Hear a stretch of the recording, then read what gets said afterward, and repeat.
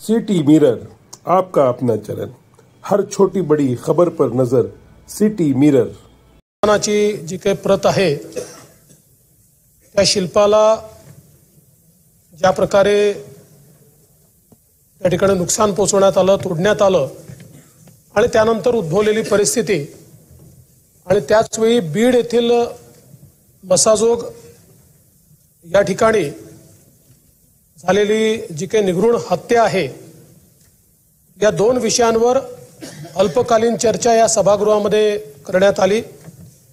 या चर्चेमध्ये सन्माननीय श्री नितीन राऊत साहेब, श्रीमती नमिताताई मुंदडा, श्री राजकुमारजी बडोले, सन्माननीय डॉक्टर राहुल पाटील, सन्माननीय श्री सुरेश धस जी, सन्माननीय श्री जितेंद्र आव्हाड जी, सन्माननीय श्री अभिमन्यू पवार जी, सन्माननीय नाना भाऊ पटोले जी, सन्माननीय संदीप क्षीरसागर जी, सन्माननीय विजय सिंह पंडित जी, सन्माननीय सुनील प्रभु जी, सन्माननीय अनिल देशमुख जी, सन्माननीय राजेश विटेकर जी, सन्माननीय राजू जी धोंड, सन्माननीय श्री सिद्धार्थ खरात, सन्माननीय श्रीमती ज्योति गायकवाड़, सन्माननीय बाबूराव कदम, सन्माननीय संजय जी मेश्राम, सन्माननीय श्री रोहित पवार, या सर्व सन्माननीय सदस्यांनी या ठिकाणी सहभाग घेतला आणि या घटनेच्या संदर्भात जी काही माहिती त्यांच्याकडे आहे किंवा जी काही त्यांनी प्राप्त केली आहे, जी माध्यमात आली आहे, त्यातनं जे काही प्रश्न उपस्थित झाले आहेत, अशा सगळ्या बाबींवर या ठिकाणी एक सविस्तर अशा प्रकारची चर्चा केली। पहिल्यांदा मी परभणीच्या प्रकरणाच्या संदर्भातली माहिती या सभागृहाला देऊ इच्छितो। परभणीमध्ये आपल्याला कल्पना आहे की साधारणपणे दिनांक 10/12/2024 ला साधारणपणे 4:30 ते 4:45 दरम्यान एक दत्तराव सोपनराव पवार वय 47 या माणसाने जी काही भारतरत्न डॉक्टर बाबासाहेब आंबेडकरांच्या पूर्णाकृती पुतळ्याजवळ जे प्रतिकात्मक संविधानाची प्रत ठेवली होती, ती तिथे तोडफोड केली, त्याची काच फोडली, ती खाली फेकली आणि त्यानंतर अनेक घटनांना त्या ठिकाणी सुरुवात झाली। मुळात जर आपण बघितलं तर ही घटना घडल्यानंतर त्या ठिकाणी पोलिसांना जशी माहिती मिळाली, पोलीस घटनास्थळी पोहोचले, मोठ्या प्रमाणात जमाव त्या ठिकाणी वाढू लागला। जमावाने रोडवरनं जाणाऱ्या एका बसची, ट्रकची काच फोडली, रास्ता रोको आंदोलन सुरू केलं। मात्र त्यातल्या काही लोकांनी जिल्हाधिकाऱ्यांना फोन केला आणि त्यांना सांगितलं तुम्ही या ठिकाणी या। जमावातले काही लोक, काही नेते मंडळी होती जी शांततेने हे सगळं झालं पाहिजे असा प्रयत्न करत होती आणि त्यामुळे त्यांनी जिल्हाधिकाऱ्यांना फोन केला आणि सांगितलं तुम्ही या ठिकाणी या।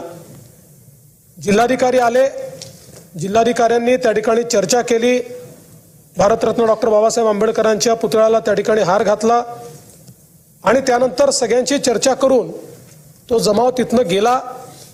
त्यातले 60-70 लोक मात्र थेट रेल्वे स्टेशनवर गेले आणि नंदीग्राम एक्सप्रेस जी होती त्याच्यासमोर त्यांनी रेल रोको केला।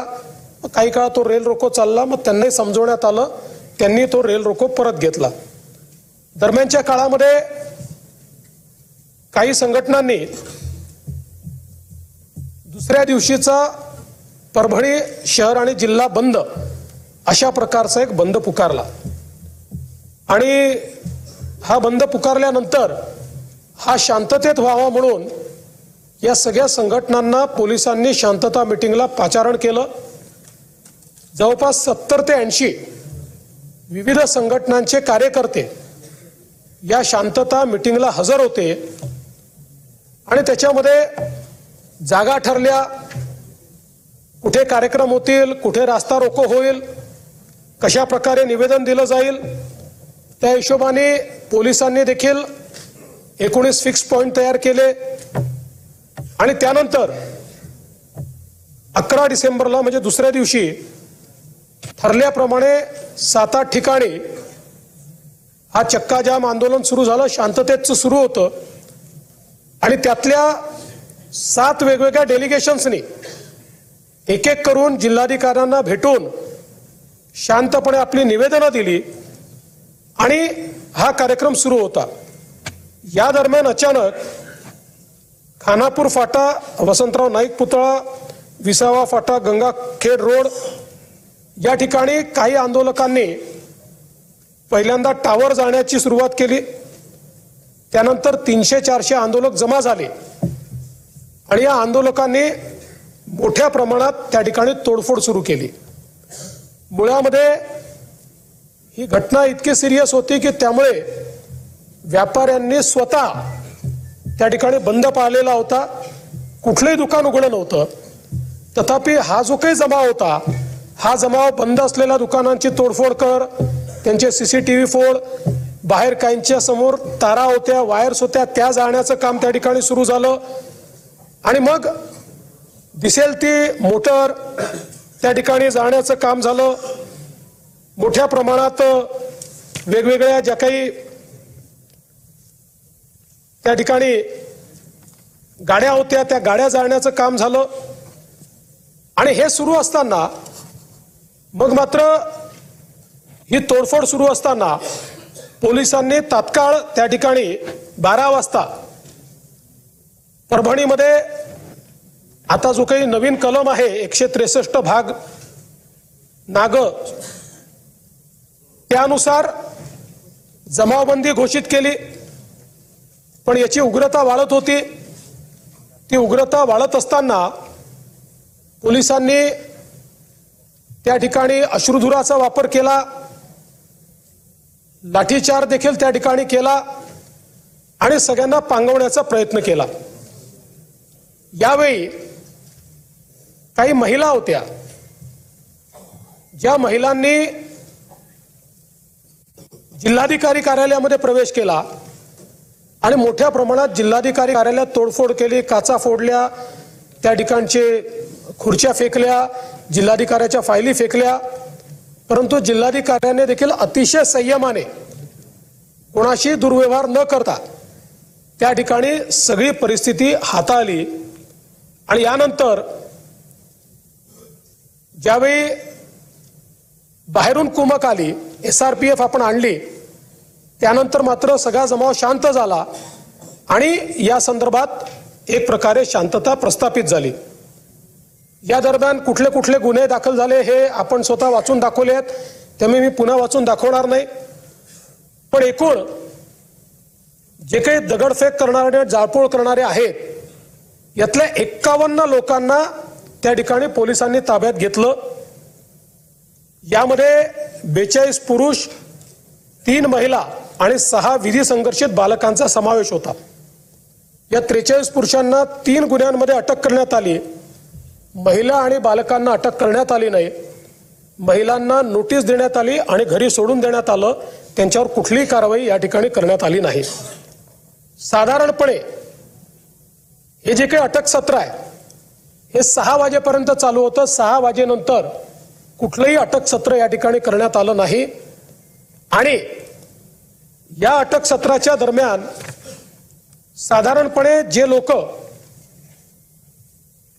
या ठिकाणी व्हिडिओ फुटेजमध्ये तोडफोड करताना दिसत आहेत, कोणालाही मास्क वगैरे काही नाहीये, चेहरे सगळ्यांचे खुले आहेत आणि खुल्या चेहऱ्याने त्या ठिकाणी लाठ्या काठ्या घेऊन गाड्यांची तोडफोड करतायत, दुकानांची तोडफोड करतायत। अशा लोकांवर ही कारवाई जी आहे ती या ठिकाणी करण्यात आलेली आहे। तर काही अजून फॅक्ट मला या निमित्ताने ठेवायचे आहेत। एक तर हा जो पवार आहे,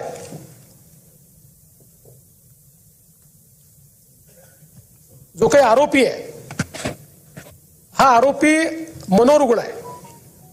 2012 पासून त्याच्यावर ट्रीटमेंट चाललेली आहे आणि त्या दिवशी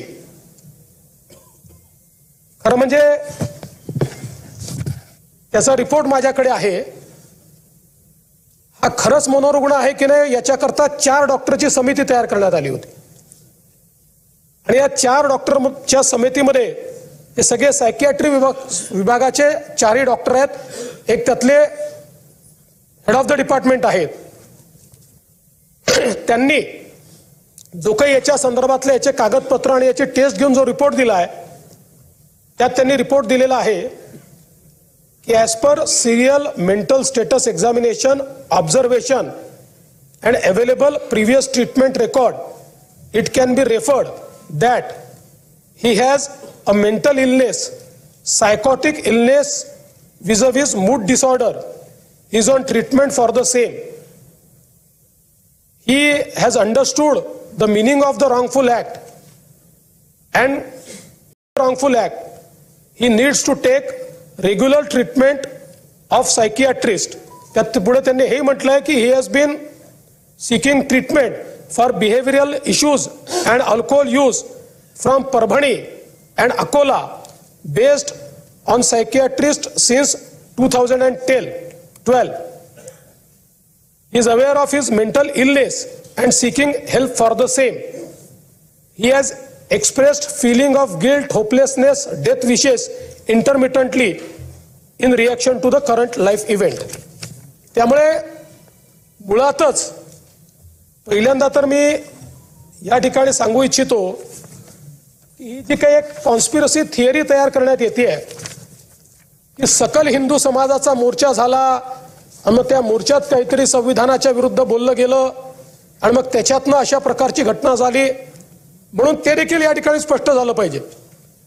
सकल हिंदू समाजाचा मोर्चा झाला होता 11:10 ते 12:35 आणि या मोर्चामध्ये कोण होत त्याच दिवशी त्याच्यानंतर 5 तासांनी घटना झाली आहे.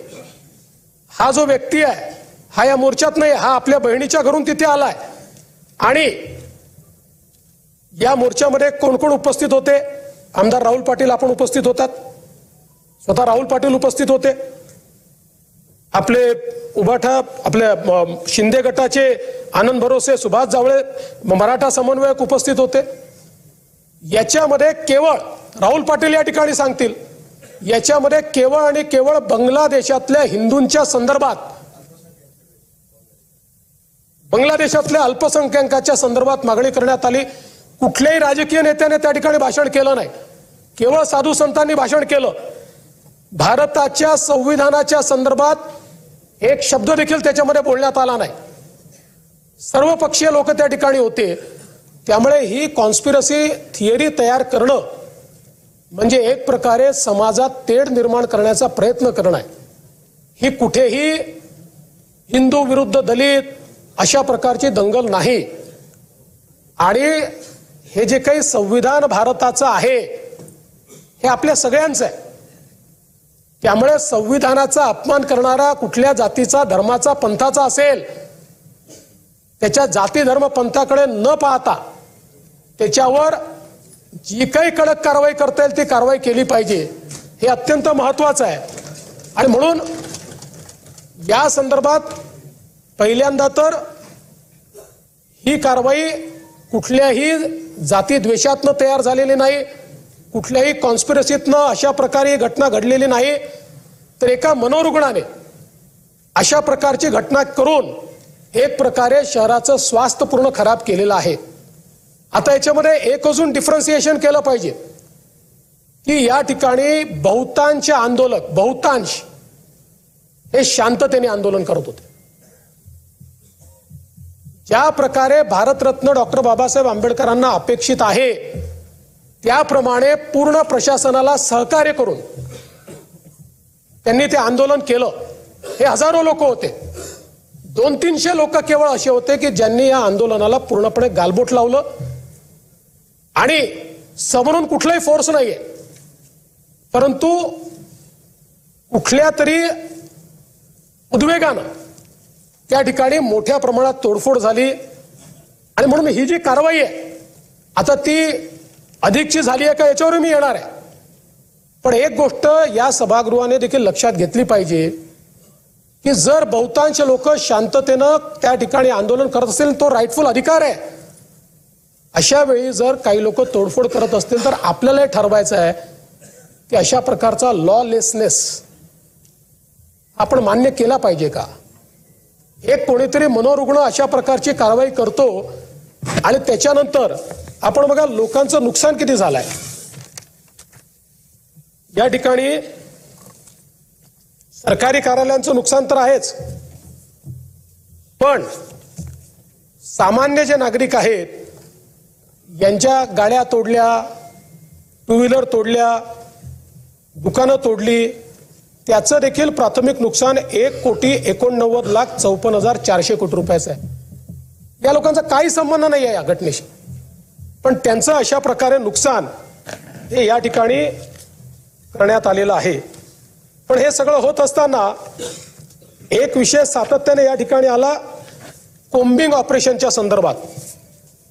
खरं म्हणजे साधारण 4-4:30 वाजता मला सन्माननीय बाळासाहेब आंबेडकरांचा फोन आला आणि बाळासाहेबांनी मला सांगितलं की मला माहिती मिळते की काहीतरी कोम्बिंग ऑपरेशन चाललंय।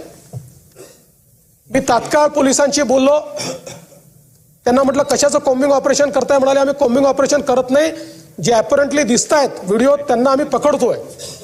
मी त्यांना म्हटलं त्याचाही संदेश चांगला जात नाही। त्यानंतर आयजींचं, माझं आणि बाळासाहेब आंबेडकरांचं एक केलेलं नाही, 6 वाजेनंतर कोणाला अटक देखील केलेली नाही। त्याच्यामुळे अशा प्रकारचं कोम्बिंग ऑपरेशन करण्यात आलंय हे काही योग्य नाही किंवा हे वस्तुस्थितीला धरून नाही। मात्र यामध्ये एक तक्रार ही आलेली आहे की पोलीस निरीक्षक अशोक घोरबांड यांनी वाजवीपेक्षा जास्त या ठिकाणी बळाचा वापर केला किंवा रॅशली बळाचा वापर केला। निश्चितपणे याची चौकशी केली जाईल आणि चौकशी होतपर्यंत अशोक घोरबांड यांना त्या ठिकाणी सस्पेंड केलं जाईल आणि त्यांना सस्पेंड करून याची चौकशी पूर्णपणे केली जाईल की त्यांनी वाजवीपेक्षा अधिक अशा प्रकारचा या ठिकाणी बळाचा वापर केला आहे का। दुसरा एक मुद्दा या ठिकाणी आला, वत्सलाबाई मानवते या महिलेला मारहाण करण्यात आली। मुळामध्ये ही जर घटना आपण बघितली तर या ज्या आमच्या भगिनी आहेत वत्सलाबाई, या हायपर ॲग्रेसिव्ह होत्या आणि त्या ॲग्रेशनमध्ये त्यांनी आपल्या एका महिला कॉन्स्टेबलवर हल्ला केला। त्याचे सर्व साक्षी पुरावे आहेत आणि त्या महिला कॉन्स्टेबल ॲडमिट आहेत आणि त्याही मागासवर्गीय भटक्या विमुक्त आहेत। म्हणजे आपण पोलिसांची जात पाहत नाही। आणि त्याच्यानंतर तो हल्ला झाल्यानंतर शेवटी अशा प्रकारे जर कोणी मोठ्या प्रमाणात आक्रमक होत असेल तर पोलिसांना, महिला पोलीस होत्या, त्यांना जबरदस्ती उचलून गाडीत बसवून न्यावं लागलं। कारण पोलिसांवरच जर हल्ला झाला तर पोलिसांनी इतरांची सुरक्षा कशी करायची, आणि म्हणून या संदर्भात निश्चितपणे मला असं वाटतं की ही जी काही बाब आहे ती अत्यंत महत्त्वाची आहे। यासोबत जो काही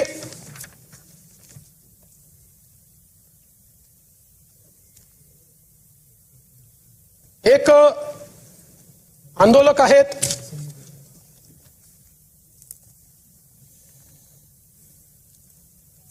सोमनाथ व्यंकट सूर्यवंशी, हे सोमनाथ व्यंकट सूर्यवंशी जे आहेत हे लॉचं शिक्षण घेत होते। साधारण मूळ हे लातूर जिल्ह्यातले आहेत, त्या ठिकाणी त्यांचा परिवार आहे, पुण्यामध्ये आले, मग परभणीमध्ये शिक्षण घेत आहेत। यांच्या सूर्यवंशींच्या संदर्भात वस्तुस्थिती अशी आहे की ज्यावेळी सगळी जाळपोळ चालू होती त्यावेळी जाळपोळीच्या व्हिडिओमध्ये जी मंडळी दिसतात त्यांना अटक करण्यात आली, त्यात सूर्यवंशींना अटक करण्यात आली होती। त्यानंतर 2 वेळा मॅजिस्ट्रेट पुढे त्यांना उभं करण्यात आलं। मॅजिस्ट्रेटने लिहिलेलं माझ्याकडे जो काही ऑर्डर पास करतात त्या ऑर्डरची कॉपी आहे ती मी आपल्याला देतो। दोन्ही वेळा मॅजिस्ट्रेटने त्यांना क्लिअर कट विचारलेलं आहे की पोलिसांनी कुठला 3rd डिग्रीचा वापर केलाय का, पोलिसांनी तुम्हाला मारहाण केली आहे का? त्यांनी सांगितलं कुठली मारहाण मला झालेली नाही. ते पूर्ण वेळ पोलीस कस्टडीत असतानाचे व्हिडिओ फुटेज उपलब्ध आहेत, अनएडिटेड 100%. त्या पूर्ण व्हिडिओ फुटेजमध्ये कुठेही त्यांना मारहाण केल्याचं दिसत नाही. आणि आपण पोस्टमॉर्टम रिपोर्टचं पहिलं पान सगळ्यांनी वाचलं, पण त्यासोबत त्यांची जी मेडिकल एक्झामिनेशन आहे त्या मेडिकल एक्झामिनेशन मध्ये लिहिलेलं आहे की त्यांना सीओपीडी म्हणजे श्वसनाचा दुर्धर आजार आहे आणि ब्रेथलेसनेस आहे, असं त्यांच्या मेडिकल एक्झामिनेशन मध्ये लिहिलेलं आहे. दुसरं, त्यांच्या मेडिकल एक्झामिनेशन मध्ये त्यांच्या ज्या जुना जखमा आहेत त्याचा देखील उल्लेख आहे. त्यांचा इथला बोन तुटलेला होता, तो जुना होता, तर त्यांनी सांगितलं त्याचा देखील उल्लेख हा त्याच्यामध्ये आहे. पोलीस कस्टडीतनं ज्यावेळेस ते एमसीआर मध्ये गेले त्यावेळेस एमसीआर मध्ये जेलमध्ये असताना सकाळच्या वेळी त्यांना जळजळत आहे म्हणून त्यांचा जो एक कैदी होता त्यांनी तक्रार केली. ती तक्रार केल्यानंतर त्यांना हॉस्पिटलमध्ये नेलं आणि हॉस्पिटलमध्ये नेल्यानंतर त्यांना मृत घोषित केलं.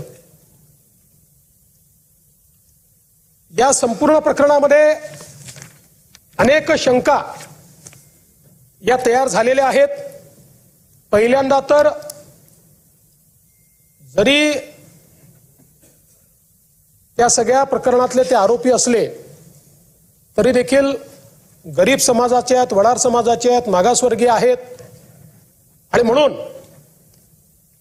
पैशाने काही कोणाचा जीव परत येत नाही. तथापि त्यांच्या कुटुंबाला 10 लाख रुपयाची मदत ही राज्य सरकारच्या वतीनं केली जाईल. आणि ज्या शंका उपस्थित झाल्या, शेवटी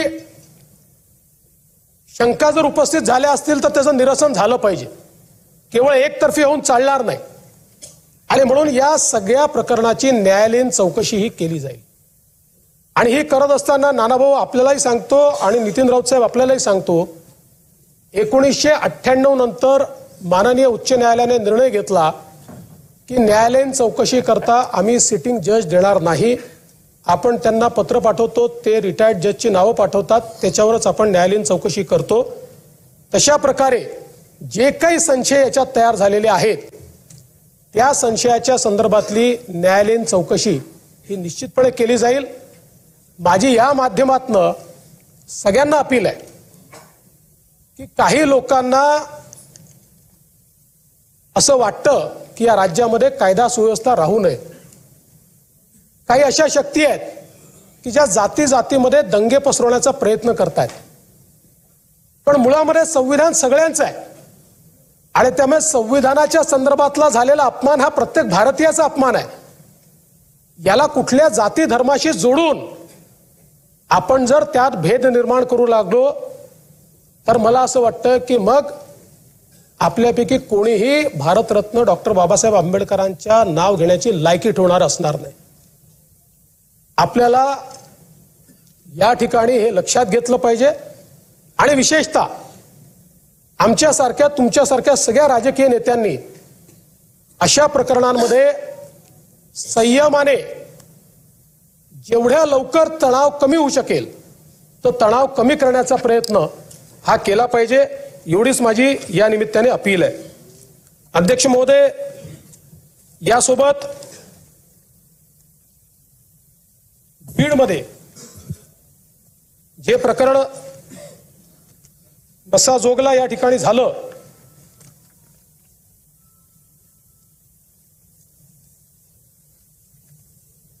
ते प्रकरण अत्यंत गंभीर आहे.